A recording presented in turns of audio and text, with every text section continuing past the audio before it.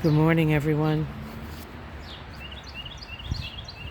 Dr. Victoria Skirbo speaking to you, along with the birds, it seems, at the Seeds of Transformation Healing Center in Wareham, Massachusetts.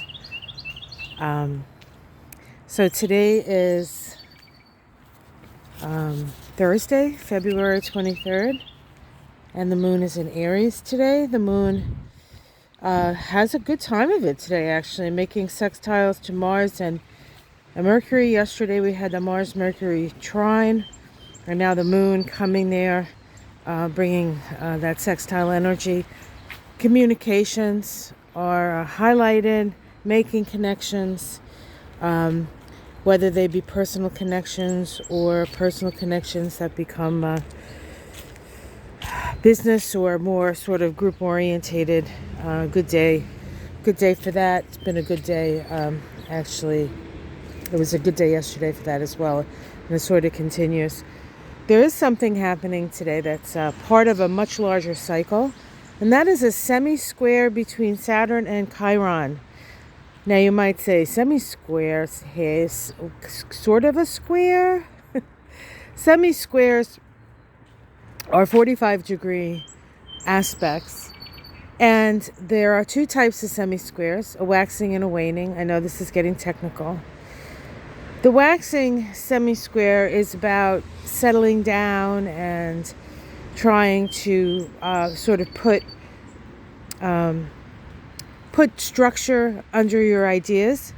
And the waning semi-square is an opportunity for us to let go of our judgments, and this has to do with Chiron and Saturn. Let go of our judgments and heal and forgive and come to a place of deeper understanding, so that through the next journey of Chiron and Saturn, Chiron being the wound, Saturn being the structure, do we structure our life to keep ourselves wounded, or do we structure our lives to free ourselves from the wound and to learn from it and to extract meaning from it, and then to utilize it for the next cycle?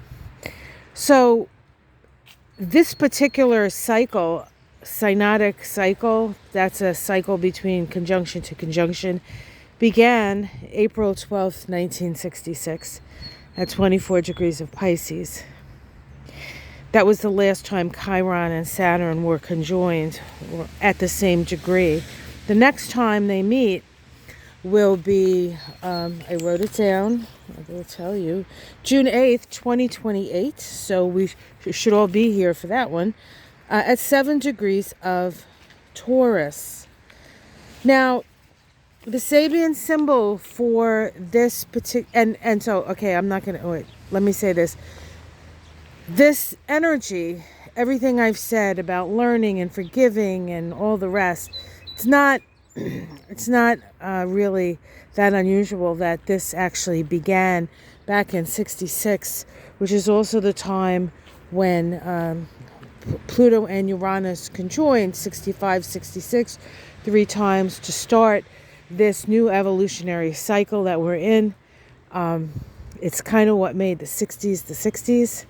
And then between 2012 and 2015, we had 7 exact squares of these two planets that sort of pretty much said, the message to that was evolve or die. So we have to build the structures that will support the vision that we had in the 60s. That includes women's rights, animal rights, planet rights,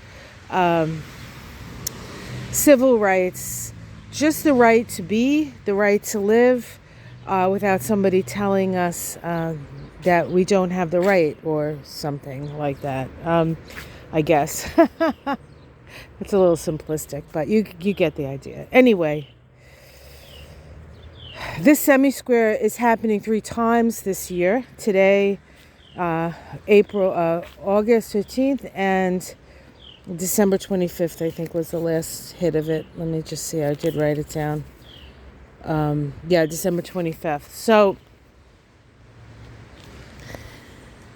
because this happened when it happened during the Vietnam War, in the case of the United States, and all those issues that come up, the wounding, right? All the wounding issues that come up are here to be healed, right? And so we have until 2028, in this synodic cycle anyway, to really come to terms with maybe the necessity for things like war, or the necessity for hurting other people. I mean, we don't really need to do that, do we? And then there is a sense of beginning again. So let me just tell you the Sabian symbol for the initial conjunction in Pisces. It says, on a small island surrounded by a vast expanse of the sea, people are seen living in close interaction.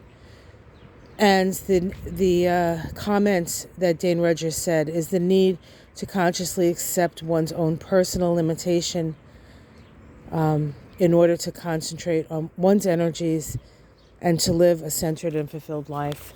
So it's really about, being yourself, but not to the exclusion of allowing other people to be themselves. And how do we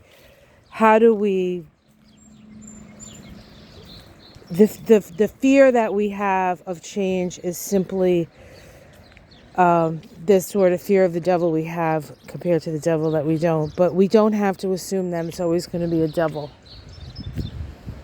Okay? We can co-create a different world, but we do have to do the healing. And over the next couple of years, we're going to be doing the healing as we come as one cycle of healing the wounds occurs and another begins. Incidentally, Taurus, of course, the next conjunction is the way we treat Mother Earth. So get ready, guys. All right. Take care, everyone. Namaste. Love ya. Sorry it was so long.